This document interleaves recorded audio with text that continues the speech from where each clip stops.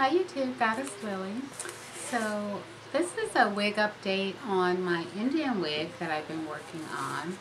And last video I made, I showed you where I was perming the roots and to make it lie flat so I wouldn't have to cut the returns.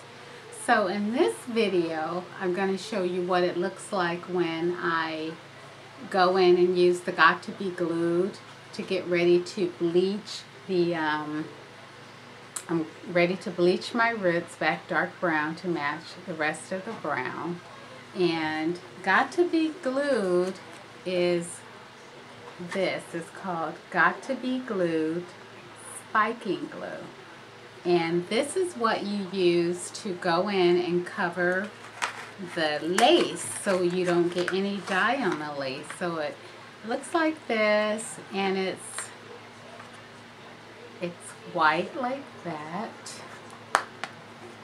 And you have to put it under the hooded hair dryer, and you have to use 2 coats.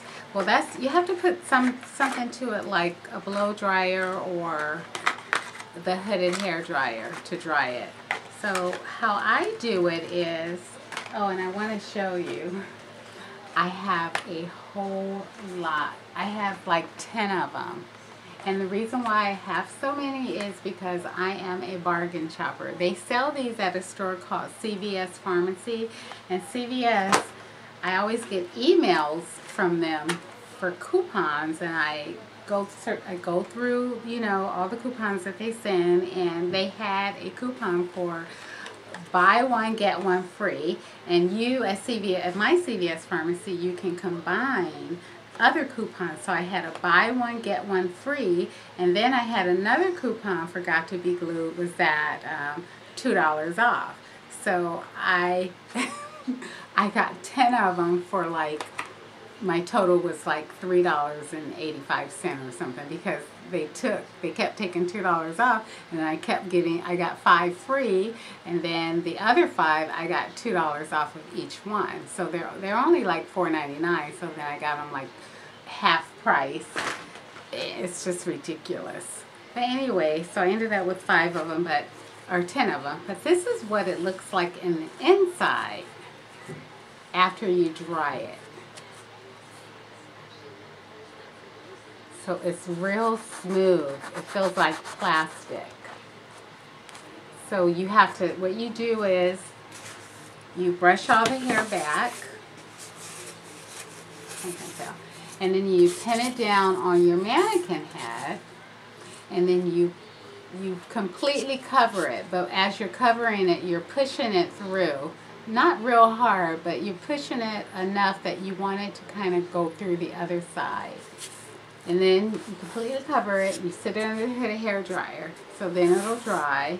And then, because there's going to always be little tiny holes, you want to go ahead and completely cover it again. And this is for lace fronts or anything that you want to dye the hair. You cover the net so the net doesn't get stained. And, you know, because if the net's stained, you go to part it and you see black net in there, or whatever color you're dyeing your hair, red or whatever, it's not going to look good. So you do it twice, and then it takes about 20 to 30 minutes to completely dry. And I'll show you what it looks like in the inside, I mean on top, because so when you go in, you can't really see, you know, any of the net. You just totally see white. So I'm going to do a little parting for you. And that's what it looks like in the inside. So the knots are covered. And the lace is covered. So then you go and put your dark dye on here. And for this blonde, I have to let it sit for an hour. And what I wanted to say that I didn't share in the last video is that I use a reconstructor. Whenever I finish the, you know, the wig, like I finished all the lace, before I actually put the perm on, I put a reconstructor, and I used a reconstructor by Paul Mitchell. I forget what it's called, and I don't have it with me. So I put the reconstructor on, and totally damp the hair, put it on, totally let it dry, and then I permed it. And that just kind of coats it, because once you bleach, the bleach always makes the hair weak and the strands break, and you know, bleaching is just like, the ends are brittle, and so I have Reconstructor on all this. It's been sitting on this because after I washed the perm out, then I used a neutralizing shampoo, and then I actually put the Reconstructor on again and let it dry. So I let it been sitting with the Reconstructor for about 5 days now. So I feel that it's strong enough after the perm, I can go ahead and dye it, and I won't lose, you know, that much hair. You're gonna lose some hair, but I always overcompensate. I make my closures and frontals a little thick, slightly thicker than normal, to compensate for the shedding. And I don't really do it in my sacred area. I do it thin up here where I do the single strands, but it's only a small triangle area. And I'll show you on this closure that I'm making. This is the Arjuni closure, and I'm working at the top. This is the hair, what it looks like after, you know, I permed the the top. So this is the I'm doing 1 to 2 strands, closing up the top, and then this whole area right here will be single strands for the hairline. So that's a really good close-up camera shot.